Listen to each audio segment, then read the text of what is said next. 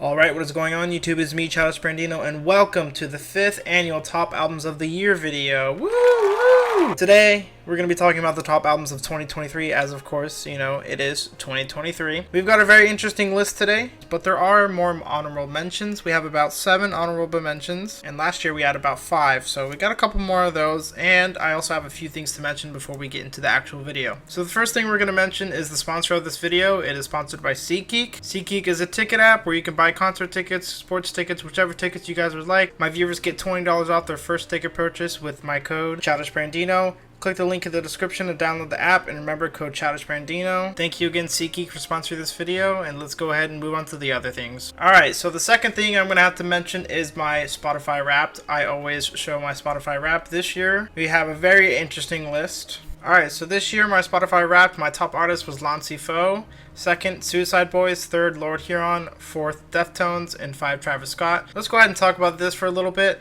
All my top songs are from Lancey. He is a fantastic artist. I actually discovered him at the end of last year. And I saw him this year at Rolling Loud, and that's basically the main reason I went to Rolling Loud, and he did fantastic. I would love to see him for his own show. He did come on tour to the United States because he is from the UK. But he only came to Atlanta, and I had some things going on where I couldn't go that day, sadly. But I'm just hoping he comes to Florida so I could see him very easily. You guys really need to listen to this album. It's called Life in Hell, and honestly, if that album came out at the beginning of this year, it would be #1 for me. I have listened to it so much and I still can't stop listening to it a full year later, and it would literally be #1 and beat all these albums I'm about to talk to you guys about. But sadly, it came out at the end of the year last year and I didn't discover it yet by the time I did the top albums of 2022, so it's not on the list, but just to let you guys know, it would be on the list if it were 2023. Second artist is Suicide Boys. I'm kind of not sure why they're up there. I did listen to some other artists more than them, but I do believe they're on there because their songs are so short that it kind of counts the numbers of how many times I've listened to them. I did see them this year. This was my second time seeing them. I wasn't that satisfied this time because of the fans that were around me. Everybody was kind of sitting the whole time, and the view of the pit, nobody was moving. Here, I'll put some videos up on the screen right now. It was kind of disappointing. I had some fans get mad at Jason and I. Well, quote-unquote fans. They kind of got mad at us because we were standing for the concert. But, I mean, like, you can't go to a Suicide Boys Ghost Main concert without standing. Like, I don't understand the point of that. And the sucky thing was about those fans that got mad at us, they stood up for the last song being, of course, their most popular TikTok song, which kind of made us upset. But whatever, I don't think I'll be seeing them again. Moving on to the third top artist, we've got Lord Huron. I flew all the way to Colorado this year to go see them over at Red Rocks. What a fantastic trip. I made a whole vlog about that. If you guys want to go check it out, that would be very amazing. It's such a good vlog. I think it's the best I've ever done so far. And here's a little secret. Next year, I'll probably be making a New York vlog because I'm going to see Joe Hisaishi at Madison Square Garden up in New York, so we'll have a New York vlog for that. Fourthly, we've got Deftones. I decided to listen to Deftones this year. I didn't know who they were before. I've only heard of them, but I've never actually listened to their music. One of my really good friends really likes them, and him and I went to Rockville this year, and they were one of the main headliners, so I was like, okay, well, since I'm going to see them this year, I'm going to have to listen to them. And I started listening to them, and I really fell in love with their music. Their music is really good, so that was a very good experience this year. It was also the first festival I attended, so I would very much like to see them again. And then fifthly, we've got Travis Scott this year. He released Utopia. What a great album. I saw him twice this year. For the first time over at Rolling Loud, and then for the second time I went all the way down to Miami to go see him for his Utopia tour, and I might be seeing him for a third time this January because he announced the leg 2 of the Utopia tour and he's coming to Orlando, so I'm probably going to go see him here with Jace, which should be really fun. Enough about the Spotify Wrapped, and let's go ahead and get to the third thing. So the third thing I want to talk about is, I kind of already mentioned it with Lancey, with his album coming out last year. Another album I want to mention is Willow Smith's album called Coping Mechanism. This album also came out last year, which if it did come out this year, it would definitely be on the top 3 list because I have been obsessed with that album since it since I've started listening to it. I saw her back in February. That was a fantastic concert, probably in the top 5 of the ones I've seen this year. So if you guys haven't listened to these albums, Willow Smith's Coping Mechanism and Lancey Foux' Life in Hell, you guys should really go check it out because they are fantastic albums. Alright, so let's go ahead and get into the list. What I did last year was I had a little section for deluxe albums, but there weren't actually any deluxe albums that came out this year that really deserve their own list. There's only one, but we're going to put that under the honorable mention section. So let's go ahead and get in at number 13, which is Doom Singer by Chris Farren. Alright, so Chris Farren, let me talk to you guys about him. I hadn't heard of him before, but my local record store was doing a contest for free concert tickets, and I can't give up on a free concert, so I entered their giveaway and actually won. So since I won, I decided to listen to him, and I actually really enjoyed his music. It was pretty interesting. It was at a very small venue. He's not really that big, but it's very much worth checking it out. As you know, every year I like to give you guys my top 3 songs and my 1 least favorite song, so let's go ahead and get right into that. There's not really much to talk about, it's just that it's a great album. My top 3 are probably All We Ever, Doom Singer, and Cosmic Leash. My least favorite is probably going to be First Place. But let's go ahead and get into number 12. So coming in at number 12, we've got Higher Than Heaven by Ellie Goulding. I know what you're thinking, why is Ellie Goulding on the list? That's a very, very interesting pick for you, Brandon. Well, I will tell you why she's on this list, because this album is actually really, really good. I don't really remember how I discovered one of the songs on here, but she released it as a single, and I decided to listen to it, and I became very addicted to it. It was Easy Lover. It features Big Sean. This is just a very fantastic album. I liked Ellie Goulding when I was younger, and to see her come out and still sound really good, I really enjoyed this album. My top 3 would probably be Easy Lover, Like a Savior, and Let It Die. These are all really good songs. You guys should really check it out. It's kind of underrated. That's all I gotta say. Alright, moving on to number 11. We've got Mammoth 2 by Mammoth WVH. If you guys don't know who Mammoth WVH is, it's actually Eddie Van Halen's son, Wolfgang Van Halen. He started his own band, and if you guys didn't know, my first ever concert was Van Halen back in 2013. What a fantastic concert. I wish I could see them again, but unfortunately that's probably not going to happen due to Eddie's passing. I really liked Mammoth's first album, and they came out with their second album this year, and it honestly topped it in my opinion. I think they're both great albums, but Mammoth 2, they really stepped up their game this year. I just saw them a couple weeks ago. What a fantastic concert. Wolfgang really takes after his dad, and some of the clips on here are just, it's insane on how he can just shred on the guitar. But yeah, this album's really great. I became very obsessed with the opening track called Right. I couldn't stop listening to it, and it was just so good. So my top 3 songs on here is probably going to be Right, Lack of Pastime, and Take a Bow. My least favorite song on here is probably going to be Erase Me. It was very hard choosing a least favorite song because they're all very fantastic, but I'd probably say Erase Me is my least favorite. Just so you guys know, just because it's my least favorite doesn't mean that I necessarily don't like it. It's most likely just the one I listen to the least on the album. Alright, coming in at number 10, we've got Let's Start Here by Lil Yachty. I was supposed to see Lil Yachty this year over at Rolling Loud, but I decided to watch a different artist instead. When this album came out, I was very excited for him because he was moving in a little different direction, and as you guys know from my last top albums video, I love it when artists like to expand on genres. He did really good, and people really, really liked it. This is a really good album. I would probably say my top 3 on here are probably The Ride, Running Out of Time, and Reach the Sunshine. My least favorite song in here is probably I've Officially Lost Vision. That's probably the one that I don't really listen to that much. I really love Teezo Touchdown's feature over on The Ride. I think it's fantastic.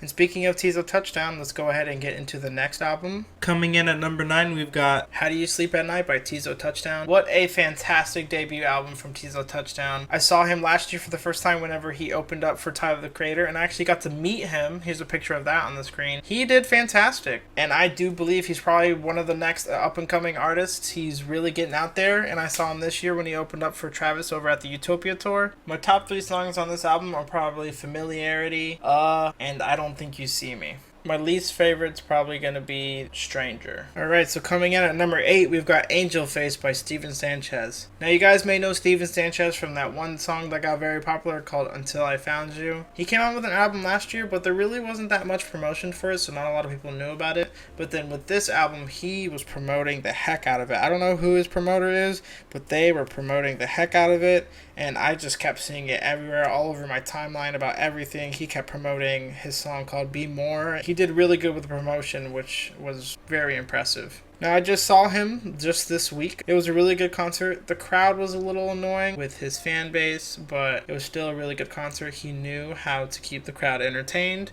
and the band and the set and the whole storyline with it was really good. The one thing I was kind of annoyed about is that he put Until I Found You on this album, which was a little weird because on his last album, Easy on My Eyes, he put it on that too. So I think he kind of is a little overdoing it. So you could technically count that as the album single, but I like to count Evangeline as the album single. I listened to that the minute it dropped at midnight, and I thought it was an amazing song, and I was like, okay, I can't wait to see him in concert, because a few days later I bought my ticket to go see him, but that's when he announced his tour. So my top 3 songs on this album are probably Evangeline, Only Girl, and Doesn't Do Me Any Good. I really like Doesn't Do Me Any Good because it reminds me of Ooh Baby Baby by Smokey Robinson and the Miracles. That was one of my top songs from 2021, and there's a lot of similarity on there, and I really enjoyed it. My least favorite is probably going to be Caught in the Blue. Alright, coming in at number 7, we've got Back to the Trap by Lancey Foux. Yes, my favorite artist of all time currently dropped an album this year. This was more of a mixtape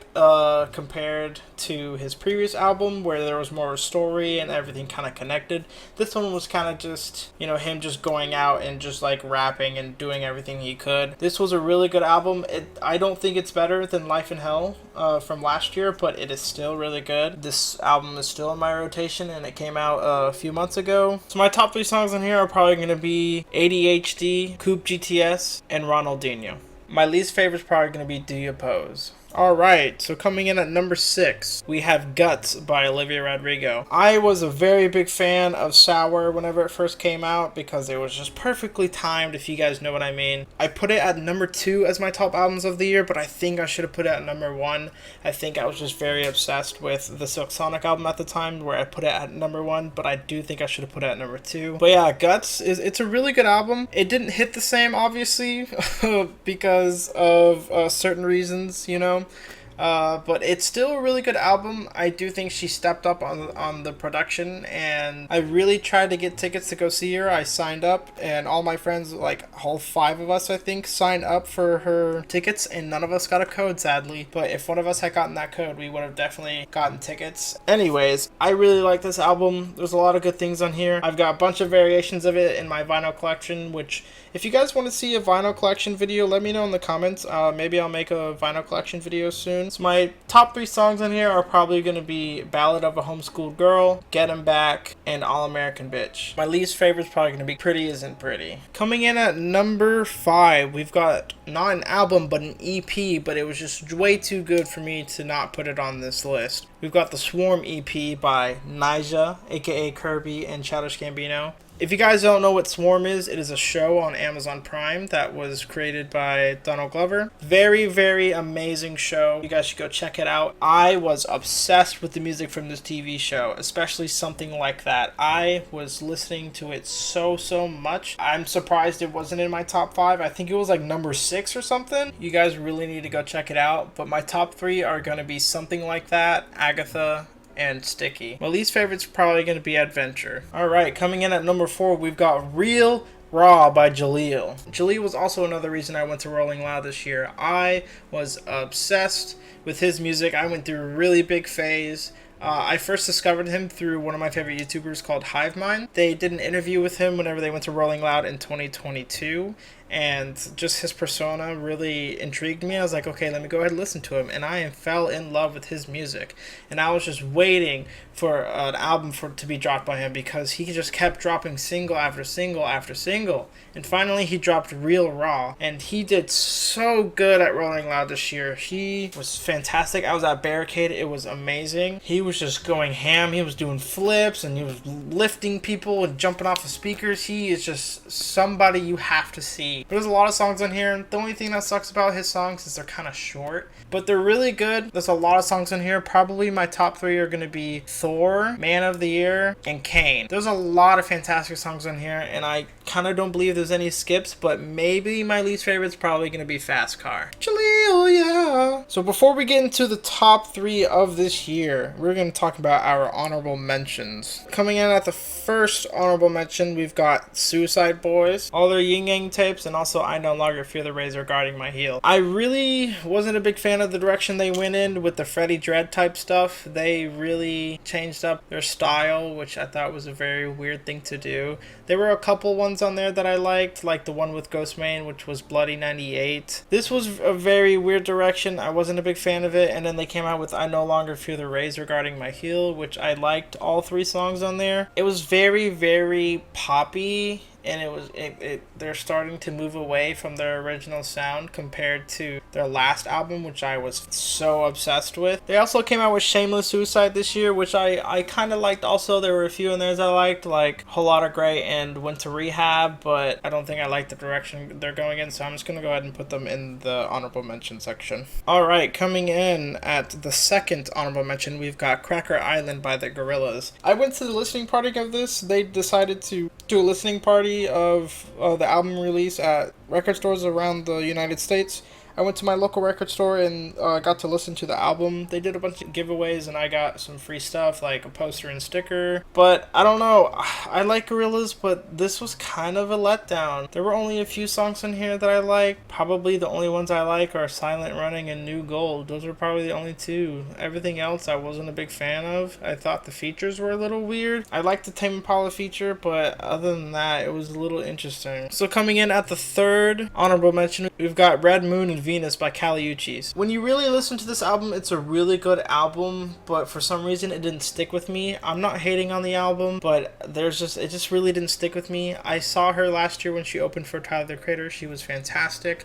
I love her music, but just some of these songs, it didn't really stick with me as her previous stuff has. My top ones are probably going to be I Wish You Roses, Love Between, and All Mine. And speaking of Tyler the Creator, we've got the fourth honorable mention, which is the estate sale, Call Me If You Get Lost. So I was really hoping for a Tyler album this year. You know, he does one every 2 years, but he decided to release basically a deluxe version of Call Me If You Get Lost, and he titled it The Estate Sale. Honestly, I didn't like all of the songs that were released on the deluxe. I was obsessed with Sorry Not Sorry when it came out. I wasn't a big fan of Dogtooth my first listen, but then it really grew on me and I loved it. I kind of honestly forgot these songs dropped other than Sorry Not Sorry. Like, that's probably the one that's really stuck with me, and a little bit of Dogtooth. But I really liked listening to Wharf Talk and What a Day when they first came out, but I don't know, like I said, they just haven't really stuck with me and I forgot it dropped, honestly. Alright, coming in at the fifth honorable mention, we've got Mac DeMarco's One Wayne G. You guys may know this album from it being 200 songs long. There's some pretty good stuff on here that's just hidden in between all these songs. There's not really much to talk about it other than that it's 199 songs long and it's a lot to listen to.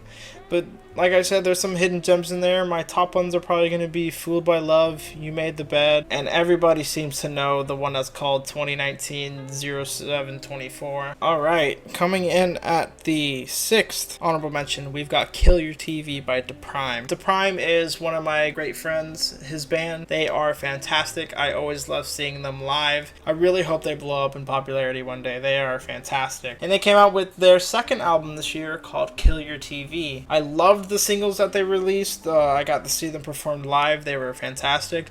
So my top 3 on here are probably going to be Stupid Advice, Invisible Enemy, and Mr. Mistake. Please go listen to Mr. Mistake. It's really good and reminds me of Ozzy Osbourne. Alright, coming in at the last honorable mention, which is number 6, we've got Lil Uzi Vert's The Pink Tape. Sadly, this album was a very, very big letdown for me. I was very excited. I saw him this year whenever he was at Rolling Loud. He was very insane and the crowd was so rowdy, and I kind of felt bad because how rowdy his crowd was. Everyone got very tired and squished everywhere, and I was in the VIP section, and it was just very miserable.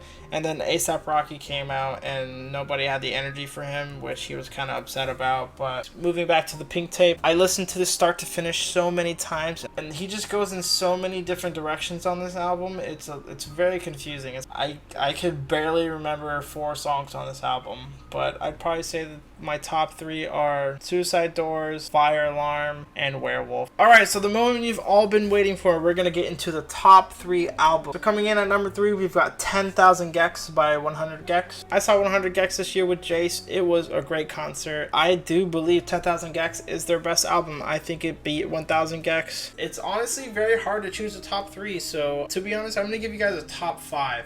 So my top 5 of this is gonna be Me Me Me, I Got My Tooth Removed, Doritos and Fritos, 757, and Dumbest Girl Alive. They are all fantastic, and you guys should really go check it out and give it a chance. It might take a few listens, you know, that's just the beauty of listening to music. It takes a few listens and it'll grow on you. My least favorite song is probably going to be $1 Million. It's kind of just the TikTok voice and stuff, just saying $1 million the whole time. Nothing very special, so we'll just go with that. Alright, coming in at number 2, we've got This Is Why by Paramore. What a fantastic album. I've been waiting for an album from them for years. I loved their previous album, After Laughter, back in 2017 when it came out, and I've just been waiting to see them. And then they came to St. Augustine last year, which I traveled all the way over there to go see it. That was so worth it. And then I also saw them again this year for their This Is Why tour, and that was fantastic. We had really good seats. It was a great view. The set list was amazing. But yeah, I loved this album. I actually went to the listening party also at my local record store whenever Paramore partnered with that. And I got to hear that album a couple hours before it actually came out, which was really cool. So I got to hear it before other people. The only reason this is not number 1 is because it kind of fell out of my rotation as the year went on and more stuff came out. It's a very good album. It is memorable, but it just fell out of my rotation, so I couldn't put it at number 1. Probably my top 3 are going to be The News, Figure 8, and Liar. My least favorite's probably going to be Thick Skull. I think that's the one song that I can't listen to. I don't know what it is, but I just can't listen to it. And coming in at number 1, the moment you've all been waiting for, which you probably guessed it. Drumroll, please. We've got Utopia by Travis Scott. We've all been waiting for this for a long time. His last album was Astroworld back in 2018. And the funny thing about Astroworld was, I remember everyone, the first listen, like when it first came out, everyone hated on it and trashed on it. But then now looking back, everyone loves that album. And honestly, I like Utopia better. I love Astroworld, but I don't think it aged well. Like, there's a few songs in there that I can't listen to anymore because it doesn't sound right anymore. But with Utopia, it's modern, it's fantastic. He really goes in depth with these lyrics on this album, and I think it's fantastic. I think it lived up to the hype. I loved hearing 2 of the Utopia songs before they actually released, whenever I saw them at Rolling Loud. And then once the album came out, it took me a few listens because it was different.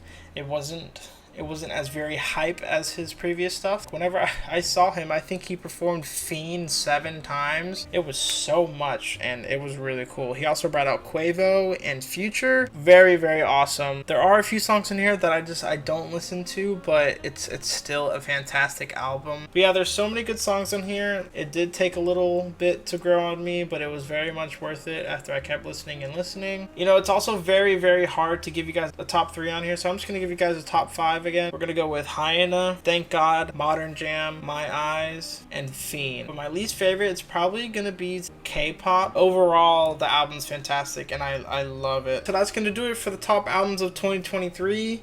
Thank you guys for watching. I just want to say that this is also my opinion. You guys may like some albums that I don't like, and then you guys may not like some albums that I like, and music is very subjective, and I respect everyone's opinion. Listen to what makes you happy, because that's all that matters. If you enjoy it, then that's all that matters. Who cares what other people think about your music? Thank you guys for watching. I'll see you guys next year for top albums of 2024. And also thank you SeatGeek for sponsoring this video. Remember to use code Childish Brandino to get $20 off your first purchase. And with that, I'll see you guys later. Thanks for watching.